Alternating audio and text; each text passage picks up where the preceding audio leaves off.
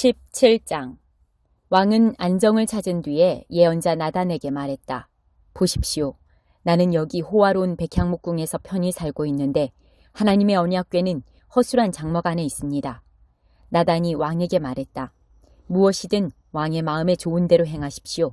하나님께서 왕과 함께 계십니다. 그러나 그날 밤 하나님의 말씀이 나단에게 임했다. 너는 가서 내 종 다윗에게 전하여라. 이 일에 대한 하나님의 말씀이다. 너는 내가 살 집을 짓지 못할 것이다. 이스라엘 자손을 이집트에서 이끌어내던 날부터 지금까지 나는 한 번도 집에서 산 적이 없다. 장막과 임시 거처를 옮겨 다니며 지냈다. 내가 이스라엘과 함께 다니면서 목자로 지명한 지도자들 중 누구에게 어찌하여 내게 백향목집을 지어주지 않느냐고 물은 적이 있느냐? 그러니 너는 내 종 다윗에게 이렇게 말하여라. 만군의 하나님이 네게 주는 말씀이다. 내가 양의 뒤를 따라다니던 너를 목장에서 데려다가 내 백성 이스라엘의 지도자로 삼았다. 네가 어디로 가든지 내가 너와 함께 있었고 너의 앞에 모든 적을 물리쳤다. 이제 나는 내 이름을 높여서 땅의 위대한 이름들과 어깨를 겨루게 할 것이다. 그리고 내 백성 이스라엘을 위해 한 곳을 따로 떼어 그들을 그곳에 심고 각자 자기 집을 갖게 하여 더 이상 떠돌지 않게 할 것이다. 또한 내 백성 이스라엘 위에 사사들을 두던 시절과는 달리 악한 나라들이 그들을 괴롭히지 못하게 할 것이다. 마침내 너의 모든 적을 너의 앞에 무릎 꿇게 할 것이다. 이제 네게 말한다. 나 하나님이 친히 너에게 집을 지어주겠다. 내 일생이 다하여 조상과 함께 묻힐 때에 내가 내 자식, 내 몸에서 난 혈육을 일으켜 내 뒤를 잇게 하고 그의 통치를 견고히 세울 것이다.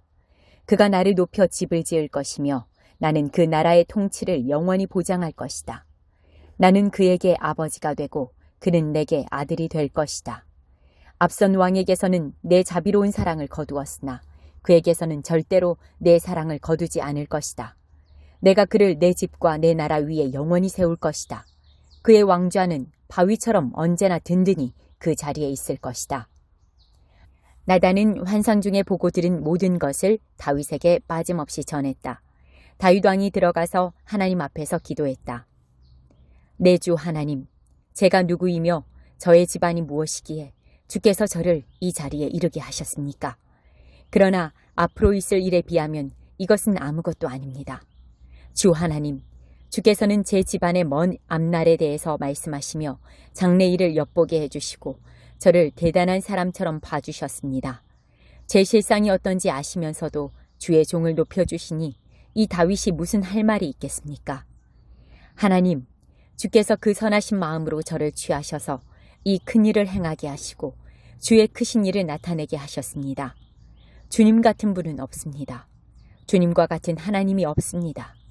주님 외에는 하나님이 없습니다. 우리 귀로 들은 그 어떤 이야기도 주님과 비할 수 없습니다. 누가 이 땅에 하나뿐인 나라, 주의 백성 이스라엘과 같겠습니까? 하나님께서 친히 나서서 그들을 구해내시고 그분의 백성 삼으셨습니다. 그 일로 주의 이름을 널리 알리셨습니다. 그들을 이집트에서 구원하여 내심으로 여러 민족과 그 신들을 사방으로 내쫓으시며 크고 두려운 일을 행하셨습니다. 주께서 자신을 위해 한 백성, 주님 소유의 이스라엘을 영원히 주의 백성으로 세우셨습니다. 그리고 주 하나님께서 그들의 하나님이 되셨습니다. 위대하신 하나님, 저와 제 집안에 주신 이 말씀을 영원히 보장해 주십시오. 약속하신 대로 이루어 주십시오. 그러면 주의 명성이 굳건해지고 영원히 높아져 사람들이 만군의 하나님, 이스라엘을 다스리시는 하나님이 이스라엘의 하나님이시다 하고 외칠 것입니다. 그리고 주의 종 다윗의 집은 보살펴 주시는 주의 임재 안에 바위처럼 굳건히 남을 것입니다. 주 나의 하나님께서 내가 네게 집을 지어주겠다고 제게 밝히 말씀하시니 제가 용기를 내어 주께 이 기도를 감히 드립니다. 하나님, 신실하신 주께서 이 모든 놀라운 말씀을 친히 제게 해주셨습니다. 저의 집안에 복을 내려주셔서 늘 주의 임재 안에 머물게 해주십시오. 하나님, 주께서 복을 내리시니 참으로 복되고 복됩니다. 영원히 복됩니다. 4장. 하나님 뜻대로 사는 삶. 여러분은 이 모든 형편없는 싸움과 다툼이 어디에서 비롯된다고 생각합니까? 그냥 일어나는 일이라고 생각합니까? 곰곰이 생각해 보십시오. 그런 일이 일어나는 것은 여러분이 자기 마음대로 하려 하고 싸워서라도 그렇게 하려는 마음이 여러분 깊은 곳에 있기 때문입니다. 여러분은 자신이 갖지 못한 것을 탐하고 살인까지 해서라도 그것을 얻으려고 합니다. 여러분의 것이 아닌 것을 가지려다가 폭력까지 휘두르고 맙니다. 여러분은 그런 것을 달라고 하나님께 구하지는 않겠지요. 그 이유가 무엇입니까? 여러분이 가질 권리가 없는 것을 구하고 있음을 잘 알기 때문입니다. 여러분은 매번 자기 마음대로 하려고 하니 버릇없는 아이와 같습니다. 여러분은 하나님을 속이고 있습니다. 온통 자기 마음대로 살거나 기회 있을 때마다 세상과 놀아나는 것이 여러분이 원하는 바라면 여러분은 결국 하나님의 원수가 되어 하나님과 그분의 길을 거스르고 말 것입니다. 여러분은 하나님께서 관심하지 않으신다고 생각합니까? 잠언은 하나님은 맹렬히 질투하는 여인이시다 라고 말합니다. 그분께서 사랑으로 주시는 것은 여러분이 얻고자 하는 다른 어떤 것보다 훨씬 나은 것입니다. 하나님은 자기 마음대로 하려는 교만한 자들을 대적하시고 기꺼이 자기를 낮추는 사람들에게는 은혜를 베푸신다는 말씀은 누구나 아는 사실입니다. 그러니 하나님이 여러분 안에서 그분 뜻대로 일하시게 해드리십시오. 마귀에게는 큰 소리로 안 돼 하고 외치고 마귀가 날뛰지 않는지 주시하십시오.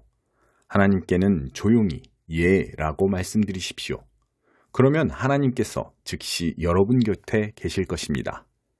죄에서 손을 떼십시오. 내면의 삶을 깨끗게 하십시오. 여기저기 끼웃거리지 마십시오. 땅을 치며 하염없이 우십시오. 놀고 즐기는 일은 끝났습니다. 신중하게, 참으로 신중하게 처신하십시오. 주님 앞에 무릎을 꿇으십시오. 여러분이 일어설 수 있는 길은 그 길뿐입니다. 친구 여러분, 서로 헐뜯지 마십시오. 그런 식의 험담은 하나님의 말씀, 그분의 메시지, 그분의 고귀한 법을 짓밟는 행위입니다. 여러분은 메시지를 존중해야지 거기에 낙서를 해서는 안 됩니다. 사람의 운명은 하나님이 정하십니다. 도대체 여러분이 누구이기에 다른 사람의 운명에 간섭할 수 있단 말입니까? 한 줌 안개와 같은 인생. 오늘이나 내일 이러저러한 도시에 가서 1년 정도 머물면서 사업을 시작해 큰 돈을 벌어야겠다고 건방진 소리를 하는 여러분에게 한마디 하겠습니다. 여러분은 내일에 대해 아무것도 알지 못합니다. 여러분은 햇빛이 조금만 비춰도 금세 사라지고 마는 한 줌 안개에 지나지 않습니다. 오히려 주님이 원하셔서 우리가 살게 된다면 이러저러한 일을 하겠다고 말하는 습관을 들이십시오. 사실 여러분은 우쭐거리는 자아로 가득 차 있습니다. 그런 자만은 다 악한 것입니다.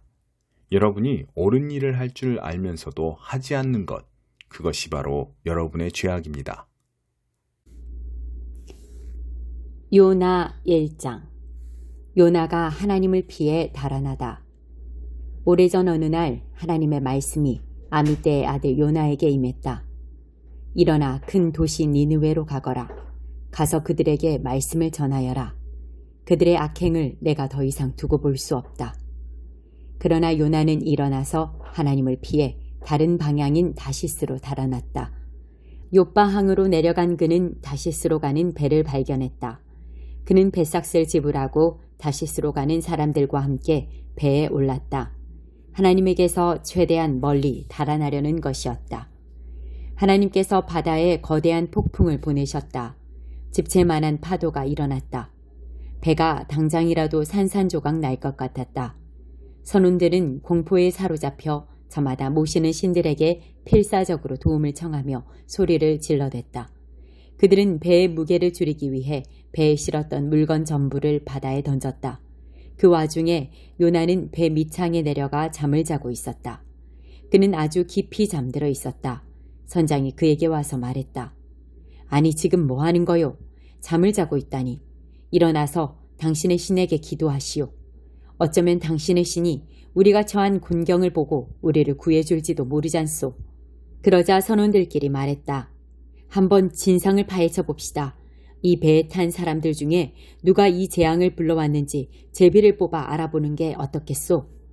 그들이 제비를 뽑으니 요나가 걸렸다. 그들이 요나에게 다그쳐 물었다. 어서 털어놓으시오. 대체 무엇 때문에 이 재앙이 일어난 거요? 당신은 뭐하는 사람이며 어디서 왔소? 어느 나라 어느 가문 출신이오? 요나가 대답했다. 나는 히브리 사람입니다.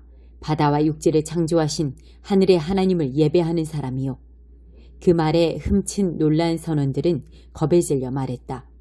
대체 당신이 무슨 일을 저지른 거요? 요나가 이야기를 들려주자 선원들은 그가 하나님을 피해 달아나는 중이라는 사실을 알게 되었다. 그들이 말했다. 이 폭풍을 가라앉히려면 우리가 어떻게 해야 되겠소? 바다가 거칠게 날뛰고 있었다. 요나가 말했다. 나를 들어 바다에 던지시오. 그러면 폭풍이 멈출 겁니다. 모두 내 잘못 때문이오. 내가 이 폭풍의 원인이니 나를 없애면 폭풍도 사라질 것이오. 그러나 그것은 안 될 말이었다. 그들은 어떻게든 해변으로 노를 저어 돌아가려고 했었다. 하지만 배는 한치도 더 나아가지 못했다. 폭풍은 점점 더 거칠고 광포해졌다. 그러자 그들은 하나님께 기도했다.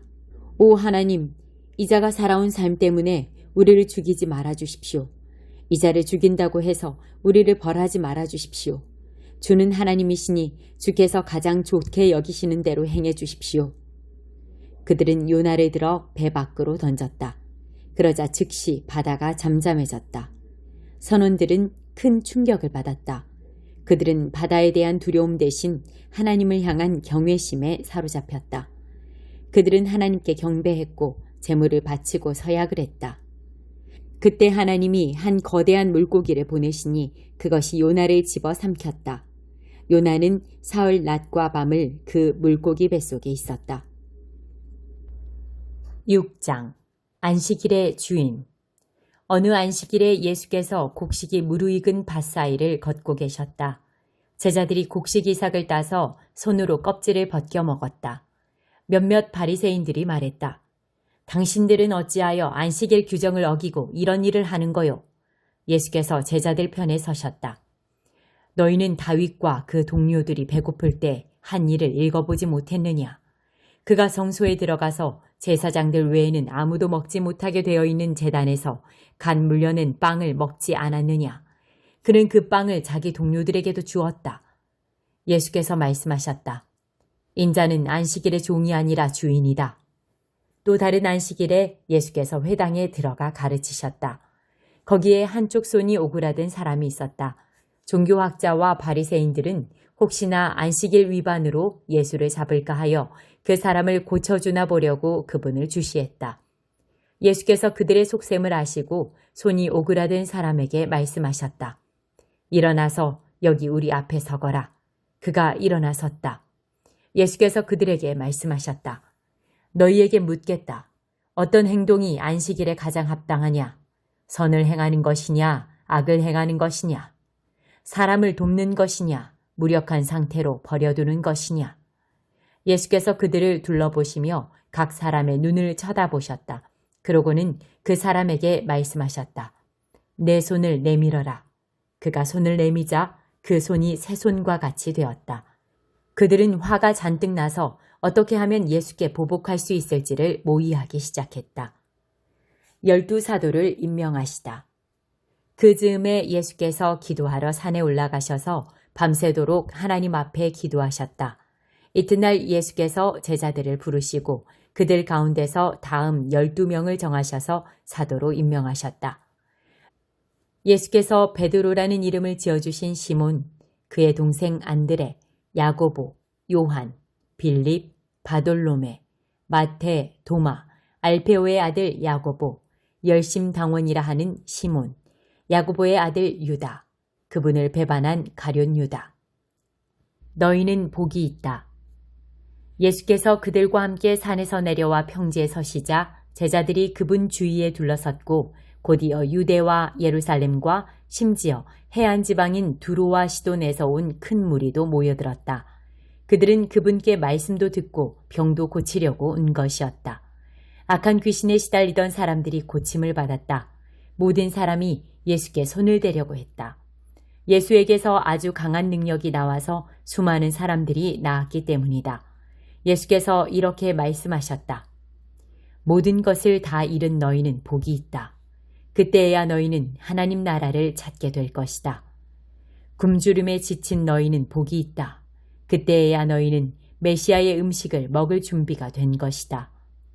하염없이 눈물 흘리는 너희는 복이 있다. 아침이 되면 기쁨을 맞게 될 것이다. 누군가 너희를 깎아내리거나 내쫓을 때마다 누군가 내 평판을 떨어뜨리려고 너희 이름을 더럽히거나 비방할 때마다 너희는 복을 받은 줄 알아라. 그들이 그렇게 하는 이유는 진리가 너무 가까이 있어서 그들이 불편을 느꼈기 때문이다. 그런 일이 일어날 때 너희는 기뻐해도 좋다. 아예 어린 양처럼 뛰어놀아도 좋다. 그들은 싫어하겠지만 나는 좋아하니 말이다. 온 천국이 박수를 보낼 것이다. 또한 너희만 그런 일을 당한 것이 아님을 알아라. 내 설교자와 증인들은 언제나 그런 대우를 받았다. 너희 삶을 거저 주어라. 그러나 너희가 다 갖춘 줄로 생각하면 화가 있다. 너희 가진 것에서 더 얻을 것이 없을 것이다. 자기 자신으로 만족하면 화가 있다. 너희 자아는 오랜 만족을 주지 못할 것이다. 삶이 온통 재미와 놀이인 줄 알면 화가 있다. 고난이 기다리고 있고 그 고난이 너희에게도 닥칠 것이다. 다른 사람을 치켜 세우는 말과 비위를 맞추는 행동으로 사람에게 인정을 받으려고 하면 화가 있다. 사람의 인정을 받는다고 해서 진리의 편에 있는 것은 아니다. 얼마나 많은 악당 설교자들이 너희 조상의 인정을 받았는지 생각해 보아라. 너희가 할 일은 진실하게 사는 것이지 인기를 얻는 것이 아니다. 진실을 맞아들일 준비가 된 너희에게 내가 말한다. 너희 원수를 사랑하여라. 원수가 어떻게 하든지 너희는 최선의 모습을 보여라. 누가 너희를 힘들게 하거든 그 사람을 위해 기도하여라. 누가 너의 뺨을 치거든 그 자리에 서서 맞아라.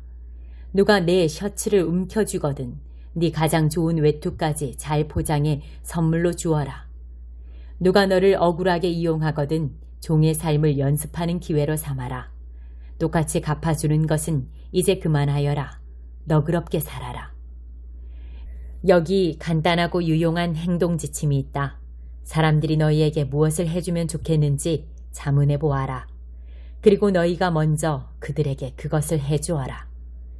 너희가 사랑할 만한 사람만 사랑하면 칭찬을 바랄 수 있겠느냐? 그것은 죄인도 늘 하는 일이다. 너희가 너희를 돕는 사람만 돕는다면 상급을 바랄 수 있겠느냐? 그것은 죄인도 흔히 하는 일이다. 너희가 받을 것을 바라고 베푼다면 그것을 베품이라 할 수 있겠느냐? 아주 인색한 전당포 주인도 그 정도는 한다. 내가 너희에게 말한다. 너희 원수를 사랑하여라. 보상을 바라지 말고 돕고 베풀어라. 내가 장담한다. 절대로 후회하는 일은 없을 것이다. 우리가 최악의 상태에 있을 때에도 하나님께서 우리를 향해 너그럽고 인자하신 것처럼 너희도 하나님이 주신 너희 신분에 합당하게 살아라. 우리 아버지께서 친절하시니 너희도 친절하여라. 사람들의 흠을 들추어내거나 실패를 꼬집거나 잘못을 비난하지 마라. 너희도 똑같은 대우를 받고 싶지 않거든 말이다. 의기소침해 있는 사람을 정죄하지 마라. 그 가혹한 태도는 부메랑이 되어 너희에게 되돌아올 것이다. 사람들을 너그럽게 대하여라. 그러면 삶이 한결 여유로워질 것이다. 너희 삶을 거저 주어라. 그러면 삶을 돌려받게 될 것이다. 돌려받는 정도가 아니라 축복까지 덤으로 받게 될 것이다. 받는 것보다 주는 것이 더 낫다. 베품은 베품을 낳는다. 예수께서 속담을 들어 말씀하셨다. 눈먼 사람이 눈먼 사람을 인도할 수 있느냐? 둘 다 구덩이에 빠지지 않겠느냐? 제자가 스승을 가르칠 수 없는 법이다. 핵심은 너희가 누구를 선생으로 모시고 따를지 신중히 선택하라는 말이다. 내 이웃의 얼굴에 묻은 얼룩은 보면서 자칫 내 얼굴에 추한 비웃음은 그냥 지나치기 쉽다. 내 얼굴이 멸시로 일그러져 있는데 어떻게 뻔뻔스럽게 내가 네 얼굴을 씻어주겠다고 말하겠느냐. 이는 내가 너보다 잘 안다는 사고방식이며 자기 몫을 살기보다는 남보다 거룩한 척 연기를 하는 것이다. 내 얼굴에 추한 비웃음부터 닦아내라. 그러면 내 이웃에게 수건을 건네줄 만한 사람이 될지도 모른다.